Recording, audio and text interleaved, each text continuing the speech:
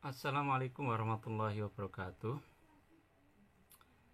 Alhamdulillahirrabbilalamin. Wabihi nasta'inu ala umurid dunya waddin. Assalatu wassalamu ala ashrafil anbiya'i wal mursalin Sayyidina Muhammadin wa ala alihi wa sahbihi ajmain, amma ba'du.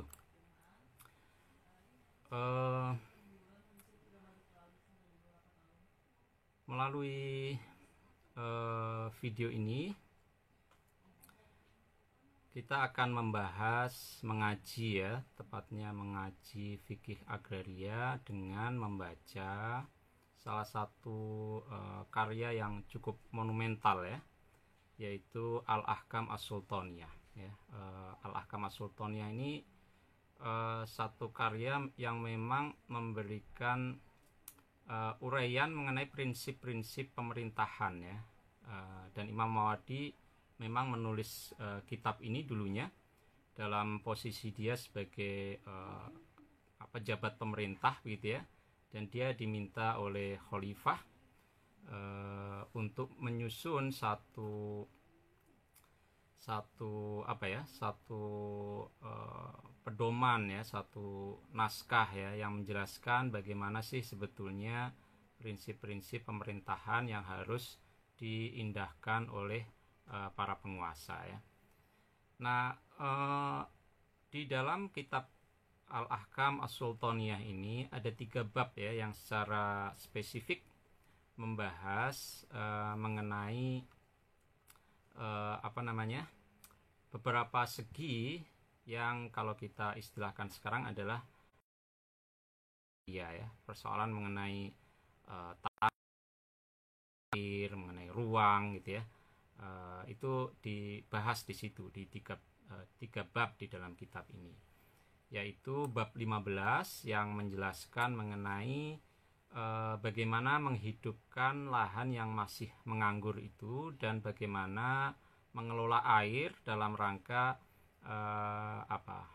pertanian tadi ya, dalam rangka menghidupkan lahan yang tidur tadi ya. Jadi dalam bahasa aslinya bab 15 ini berjudul Fi Ihya'il Mawat Wastikhrajil Miyah ya. Jadi tentang menghidupkan lahan tidur dan mengelola airnya ya. Lalu bab yang berikutnya yang di dalam kitab Al-Ahkam As-Sultaniyah ini secara khusus juga membahas masalah agraria adalah bab ke-16 ya, mengenai al-hima, yaitu kurang lebih lahan untuk kebutuhan bersama gitu ya, untuk tidak bisa dimiliki oleh perorangan, tetapi fungsinya untuk kurang lebih untuk konservasi gitu ya, itu hima ya. Dan juga mengenai common land ya, the commons ya, wilayah-wilayah, lahan-lahan, sumber daya yang itu menjadi milik bersama ya. Jadi dia dicadangkan untuk kebutuhan bersama ya, reserve ya. Itulah dari kata pengertian dari kata hima ya. Hama yahmi himayatan ya. Hima ya, itu artinya tidak bisa dikonversi menjadi hak milik pribadi melalui aktivitas ihyaul mawat ya, tetapi dia dicadangkan untuk kebutuhan umum ya. Dan biasanya itu kaitannya juga lebih banyak dengan fungsi konservasi ya. Lalu bab berikutnya di dalam kitab Al-Ahkam As-Sultaniyah yang secara khusus juga membahas masalah agraria, itu adalah bab ke-17 ya, yakni bab mengenai alokasi lahan ya. Jadi bagaimana lahan itu dialokasikan oleh penguasa. Ini artinya lahan-lahan yang belum ada pemiliknya ya, yang al-mawat itu dia dialokasikan oleh penguasa kepada orang-orang tertentu, bisa perorangan, bisa kelompok orang. Ini namanya adalah al-iqta ya, al-iqta. Jadi kalau mungkin istilah sekarang itu distribusi lahan begitu ya, distribusi lahan. Ini dibahas oleh Imam Mawardi pada bab ke-17, yaitu mengenai fi ahkamil iqta ya, mengenai hukum-hukum mengalokasikan lahan ya, mendistribusikan lahan, kurang lebih seperti itu. Nah, jadi karena kitab Al-Ahkam As-Sultaniyah ini mengandung ya pembahasan-pembahasan mengenai berbagai segi yang sekarang kita kenal sebagai agraria ini, maka ini menarik ya untuk kita baca, kita diskusikan bersama, kita bahas ya, dalam rangka untuk memahami fikih agraria itu dengan merujuk kepada sumber aslinya ya. Nah, ada beberapa tujuan ya mengapa saya menggunakan naskah ini ya untuk mengaji fikih agraria itu ya. Pertama tentu ya ini upaya saya untuk belajar ya, belajar karena saya memang menggulati masalah agraria ya di kampus maupun di aktivitas sosial ya. Nah, saya kemudian juga terpanggil bagaimana masalah-masalah agraria ini juga bisa diupayakan penyelesaiannya dengan mengambil rujukan pada prinsip-prinsip normatif pada tradisi berbagai agama ya, tentu bukan hanya agama Islam saja tetapi agama manapun. Nah, kenapa itu penting? Karena acuan-acuan normatif dalam berbagai tradisi agama itu mengandung prinsip keadilan ya. Jadi di dalamnya itu selalu ada elaborasi mengenai prinsip keadilan dan bagaimana prinsip keadilan itu berusaha dipenuhi ya. Para ulama selalu bergulat bagaimana mereka memutuskan hukum dalam situasi konkret tertentu, dan di dalam pertimbangannya itu selalu mengutamakan prinsip keadilan ya. Jadi mengenai soal jaminan hak ya atas tanah, atas air ya, itu selalu terkait dengan prinsip keadilan. Lalu juga jaminan fungsi sosial ya di dalam setiap tanah maupun air yang dimiliki itu selalu ada fungsi sosial yang harus dipenuhi, dan itu tentu juga kaitannya dengan prinsip keadilan ini. Nah, berikutnya mengapa itu juga penting kita menggali acuan normatif dalam tradisi keagamaan, termasuk dari hasanah pemikiran fikih agraria, karena juga dari sana kita bisa menggali segi-segi etis dan spiritual ya di dalam bagaimana sumber daya alam itu dikelola ya. Jadi selain menyangkut haknya tapi juga menyangkut pengelolaannya. Jadi di dalam pengelolaan sumber daya alam ya, tanah, air, wilayah penggembalaan ya, itu ternyata ada banyak sekali segi-segi etis dan spiritual yang bisa kita gali ya di sana ya. Dan itu memang menjadi sangat relevan sekali dalam konteks sekarang ketika kita melihat misalnya bagaimana pengelolaan sumber daya alam itu hanya menekankan pada sisi produktivitasnya saja ya, maka kecenderungannya menjadi sangat eksploitatif ya. Nah, yang tidak kalah penting juga mengapa saya kemudian terpanggil untuk membahas fikih agraria ini dengan merujuk kepada salah satunya ya dalam kesempatan ini adalah karya Imam Mawardi Al-Ahkam As-Sultaniyah, adalah karena dengan membaca dokumen ini kita bisa menangkap segi dinamis ya dari ajaran Islam ya.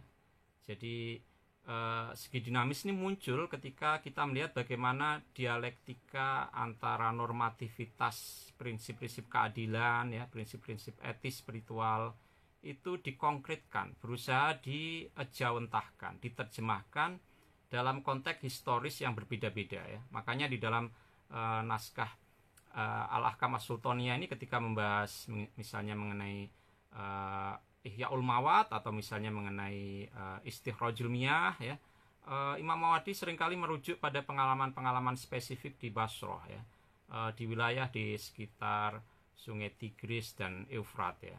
Dan dia kemudian berusaha mendialogkan situasi di situ dengan bagaimana dulu ajaran Nabi dan seterusnya ya, mengutip pendapat beberapa ulama ya, selain hadis juga mengutip beberapa pendapat ulama, lalu dia menentukan kira-kira yang paling pas untuk situasi di sini seperti apa. Nah, ini menunjukkan bahwa apa yang disebut sebagai prinsip-prinsip pemerintahan dalam Islam, prinsip-prinsip governance ya, termasuk juga dalam kaitannya dengan agraria, itu bukanlah sesuatu yang sifatnya statis ya, menjadi ajaran yang sifatnya dogmatis atau doktriner ya, sama sekali tidak. Ketika kita membaca kitab Al-Ahkam As-Sultaniyah ini, kita akan dapat menangkap ya secara jelas sekali, karena banyak sekali penjelasan Imam Mawardi itu sangat, deskripsinya sangat visual ya, dan itu menunjukkan bagaimana dia sangat akrab dengan situasi yang ada, dan kemudian dia berusaha mendialogkan situasi itu dengan bagaimana semestinya ajaran Islam mengenai keadilan, mengenai etika pengelolaan sumber daya alam itu bisa diwujudkan secara konkret. Nah, alasan-alasan itulah yang kemudian mendasari mengapa kemudian saya memilih kitab Al-Ahkam As-Sultaniyah ini untuk kita baca ya, kita kaji di bulan Ramadan ini ya. Jadi ini juga sekaligus untuk memberikan sisi lain di antara banyak kitab yang dibaca ya pada bulan Ramadan ini, dan saya ingin salah satunya adalah juga membahas mengenai isu-isu agraria. Nah, sedikit mengenai Imam Mawardi ya. Imam Mawardi ini nama lengkapnya adalah Abul Hasan Ali bin Muhammad bin Habib al-Bashri al-Mawardi ya. Beliau lahir pada tahun 1058 ya. Beliau lahir tahun 972 Masehi dan wafat tahun 1058 Masehi. Jadi usianya cukup lanjut ya. Beliau berumur cukup panjang. Beliau adalah seorang qadhi ya, ahli hukum yang bertugas di pemerintahan, dan beliau dari sisi mazhab fikih menganut mazhab Syafi'i ya. Nah, beliau bukan keturunan ulama sebetulnya. Ayahnya adalah seorang petani ya, dan penjual air gitu ya, penjual air. Dan karena itu mungkin masa kecil di lingkungan semacam itu membuat kehidupan pertanian itu sangat lekat di dalam pemikiran fikih agrarianya Imam Mawardi ini, sebagaimana nanti bisa kita baca ya ketika mulai membahas bab 15 sampai bab 17 ya. Beliau menjabat pada dua era kekhalifahan Abbasiyah ya, yaitu pada masa Khalifah Al-Qaim dan Khalifah Al-Qadir ya. Ini masa-masa di mana banyak sekali kekacauan politik ya terjadi ya. Jadi stabilitas Khalifah Abbasiyah ini sudah mulai memudar gitu ya, meluruh, dan karena itu kemudian ada kebutuhan untuk mulai merefleksikan ya bagaimana sih sebetulnya sistem governance ya, tata pemerintahan yang baik itu ya. Dan karena itulah ketika merefleksikan situasi itulah kemudian Imam Mawardi berhasil menuliskan kitab Al-Ahkam As-Sultaniyah ini. Jadi Al-Ahkam As-Sultaniyah adalah cerminan dari gejolak zamannya. Dia adalah refleksi dari situasi yang dihadapi pada masa itu, dan karena itu ketika kita membaca bagian-bagian lain ya di luar bab mengenai agraria ini yang kaitannya langsung dengan tata pemerintahan, maka kita juga tidak boleh melepaskan konteks ini ya, dan tidak kemudian menganggap kitab ini adalah sesuatu yang sifatnya produk pemikiran par excellence untuk menjustifikasi kekhilafahan misalnya atau semacam itu ya. Jadi memahaminya secara dogmatis gitu. Meskipun Imam Mawardi ini Syafi'iyul madhab ya, bermadhab Syafi'i, tetapi beliau juga dikenal punya simpati terhadap cara berpikir kalangan Mu'tazilah gitu ya. Jadi lebih rasional begitu ya. Dan itu juga mungkin bisa dirasakan dari gaya menulisnya Imam Mawardi ini ya, di dalam kitab Ahkam As-Sultaniyah ini, yang tidak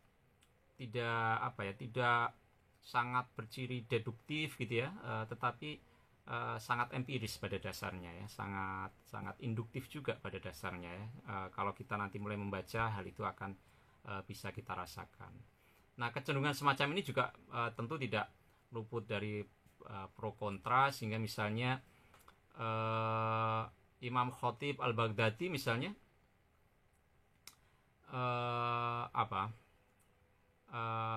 mengkritisi ya kecenderungan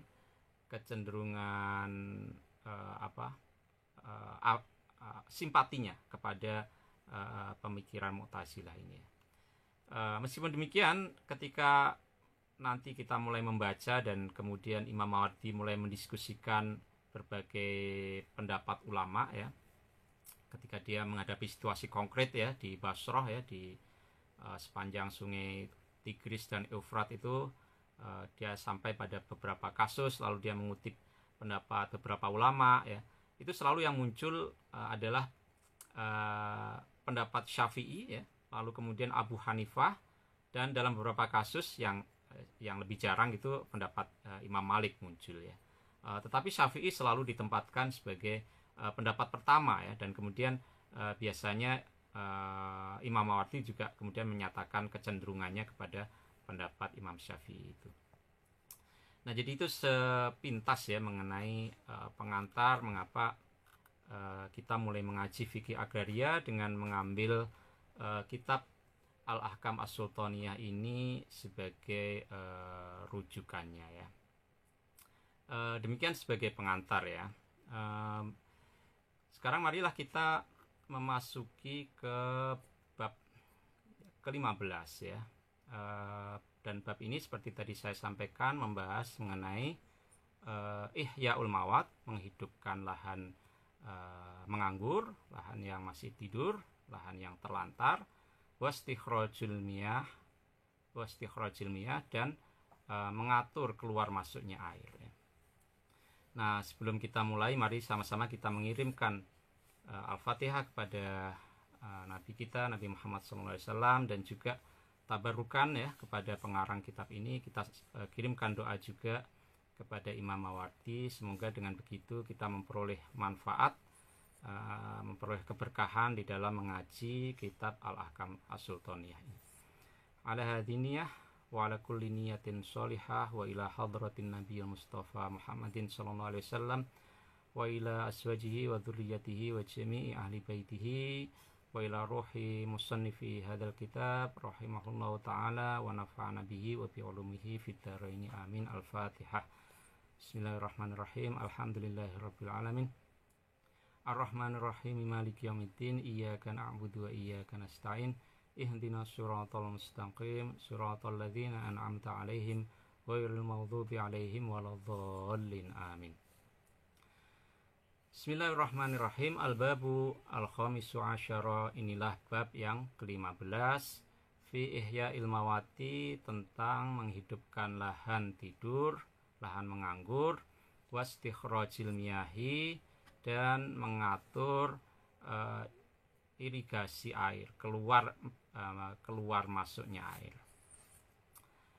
Man, barang siapa ahya yang menghidupkan mawatan, lahan yang menganggur, yang mati, lahan tidur, malakahu, maka dia berhak memiliki lahan tadi. Biiznil imami, baik dengan persetujuan imam, penguasa, maksudnya penguasa di daerah itu, wa bi ghairi idnihi, dan tanpa izinnya penguasa tadi ya. Jadi kriteria seseorang berhak atas tanah, hak milik atas tanah itu antara lain ditentukan oleh aktivitas membuka lahan itu, bukan ditentukan oleh ada tidaknya izin penguasa ya. Nah, ini satu pendapat. Waqala Abu Hanifah, dan berkata Imam Abu Hanifah, la yajuzu, tidak boleh, ihya'uhu, menghidupkan lahan tidur, illa biiznil imami, kecuali dengan izin penguasa. Diqaulin Nabi, karena sabda Nabi alaihi salatu wassalam, ini sabdanya bersifat generik sebetulnya, tapi kemudian oleh Imam Abu Hanifah diberlakukan untuk konteks izin membuka lahan ya. Apa sabda Nabi? Laisa liahadin, tidak boleh bagi siapapun, illa ma tobat, kecuali melakukan apa yang menyenangkan, bihi, padanya, nafsu imamihi, perasaan penguasanya.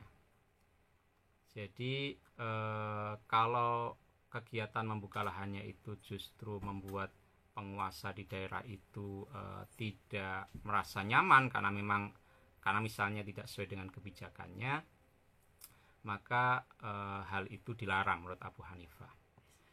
Wa fi qaulin Nabi, dan di dalam sabda Nabi sallallahu alaihi wasallam, man ahya ardon, barang siapa yang menghidupkan bumi, lahan maksudnya, mawatan, yang masih menganggur, fahya, maka lahan itu lahu, menjadi miliknya. Nah, ini ada hadis Nabi ya yang lain, yang ini sifatnya tidak generik tapi sangat spesifik sekali, dan di sini tidak menyinggung-nyinggung soal ada atau tidaknya izin dari penguasa ya. Jadi barang siapapun yang menghidupkan lahan yang menganggur, yang mati, maka lahan itu menjadi miliknya. Nah, dalilun, hadis ini merupakan dalil ala anna milkal mawati, bahwasannya kepemilikan lahan tidur itu mu'tabarun, ditentukan, bil ihyai, dengan aktivitas menghidupkan lahan itu, duna iznil imami, bukan oleh izinnya, persetujuannya penguasa ya. Nah, jadi tampaknya pendapat kedua inilah yang dipegangi oleh Imam Mawardi ya, karena merujuk kepada bunyi hadis yang lebih spesifik ya, sementara hadis yang dirujuk oleh Imam Abu Hanifah itu sifatnya generik. Wal mawatu, adapun lahan tidur, inda Syafi'i, menurut Imam Syafi'i, apa yang disebut sebagai al-mawat itu kulluma, semua lahan, lam yakun, yang tidak ada lahan itu, amiron, itu merupakan lahan yang telah diusahakan ya. Amiron itu artinya cultivated land ya. Jadi ada kategori lahan yang namanya amir ya. Ada lahan amir, ada lahan mawat. Nah, amir itu artinya lahan-lahan yang sudah dimakmurkan ya, dari kata amiro ya, yakmuru ya, memakmurkan. Makanya pengurus masjid itu disebut takmir ya, artinya orang yang memakmurkan masjid gitu ya. Nah, begitu juga lahan itu, kalau lahan itu sudah dimakmurkan, artinya sudah diolah, digarap, maka dia disebut sebagai lahan amir ya. Amir. Nah, lahan yang disebut lahan mawat itu adalah segala sesuatu yang bukan lahan amir. Wala hariman, dan bukan lahan harim li amirin, bagi lahan amir itu. Jadi harim ini nanti akan sampai pada diskusinya. Jadi harim itu adalah satu kawasan gitu ya, satu ruang gitu ya, yang harus dilindungi sebagai bagian dari menjaga fungsinya lahan amir ya. Jadi supaya lahan amir itu terjaga, maka ada kawasan di sekitarnya yang disebut sebagai harim, yang tidak boleh dikonversi menjadi lahan pertanian ya, supaya dia bisa menjaga misalnya fungsi hidrologi untuk menyuplai air pada lahan pertanian itu ya. Jadi harim ya.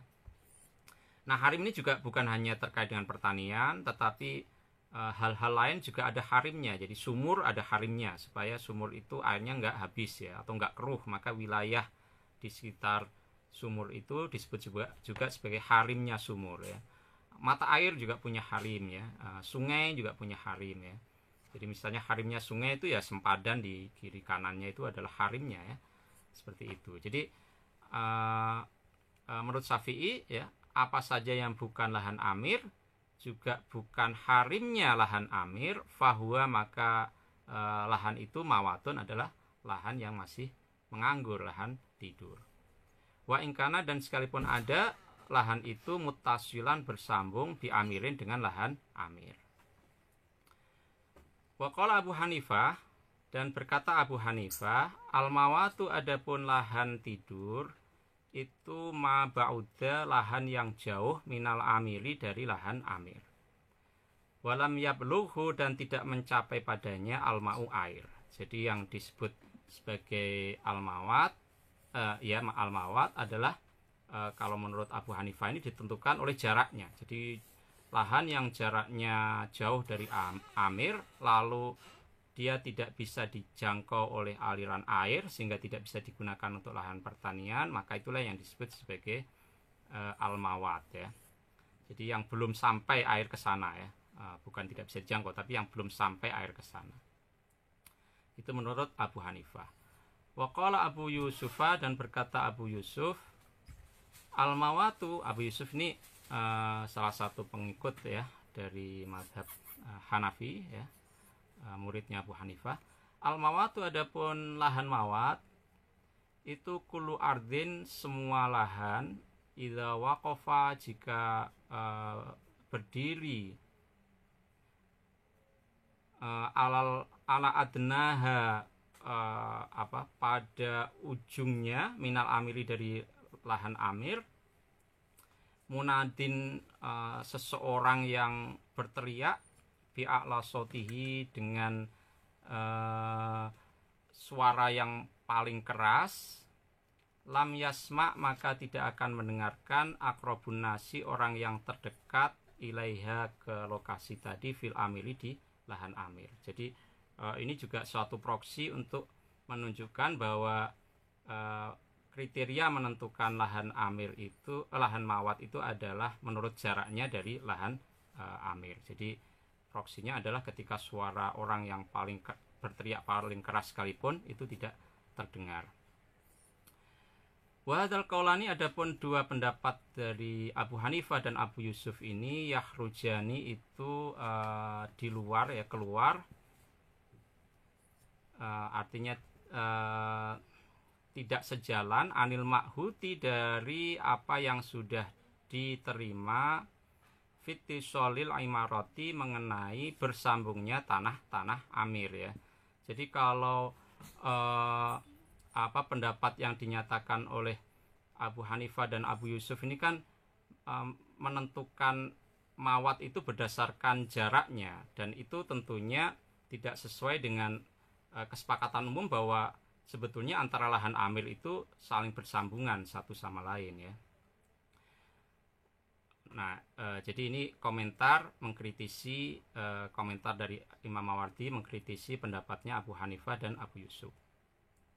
Wa yastawi dan sama saja fi ihya ilmawati di dalam hak untuk menghidupkan lahan tidur itu jironuhu orang-orang yang berada atau tinggal di sekitar lahan itu, wal aba itu dan orang-orang yang tinggal berjauhan ya, tinggal jauh dari lokasi itu. Jadi orang yang dekat maupun yang jauh itu sama-sama berhak untuk menghidupkan lahan tidur selama belum dibuka oleh orang lain. Wa qala Malikun dan berkata Imam Malik, jironuhu adapun orang yang tinggal di sekitar lahan itu min ahlil amiri dari penduduk yang sudah punya lahan amir di situ, ahaku itu lebih berhak bi ihyaihi untuk menghidupkan lahan tidur itu. Minal abaidi daripada orang-orang yang tinggal jauh dari lokasi itu. Jadi kalau menurut Imam Malik ya orang yang terdekatlah yang mempunyai prioritas untuk bisa membuka lahan itu ketimbang orang yang lebih jauh. Wasifatul ihya'i adapun sifat dari menghidupkannya itu, menghidupkan lahan tidur itu. Jadi bagaimana sih caranya, operasionalnya menghidupkan itu? Mu'tabaratun itu ditentukan bil urfi menurut kebiasaan, fima mengenai suatu yurodu yang dikehendaki lahu dengannya al-ihya'u menghidupkan lahan. Jadi sesuai dengan kebiasaannya, dan itu tentu berbeda-beda ya. Di wilayah yang berhutan berarti membuka ihya'ul mawat itu ya dengan membuka hutannya itu misalnya ya. Di wilayah rawa-rawa berarti membuka al-mawat berarti dengan mengatur drainasenya ya, supaya lahannya tidak tergenang dan kemudian lahan itu bisa digunakan. Li'anna Rasulullah SAW, karena sesungguhnya utusan Allah SAW atlaqa memutlakkan ya dzikrohu penuturannya ya. Jadi menyampaikan redaksinya itu bersifat generik ya. Tadi itu ya, waman ahya ardhon mawatan fahiyalahu, barang siapa yang menghidupkan bumi yang masih menganggur maka hal itu menjadi miliknya. Ini sifat redaksinya generik. Ihalatan alal urfi, jadi itu dikembalikan kepada kebiasaan al-ma'huti fihi yang disepakati di dalamnya. Fa'in aroda, maka jika seorang menghendaki ihya al-mawati menghidupkan lahan tidur lisukna untuk perumahan ya, jadi kalau tujuan menghidupkan lahan tidurnya itu untuk perumahan, karena maka ada ihya'uhu, cara menghidupkan lahan tadi itu bil binai, dengan membuat bangunan, buat taskifi dan atapnya, peneduhnya ya.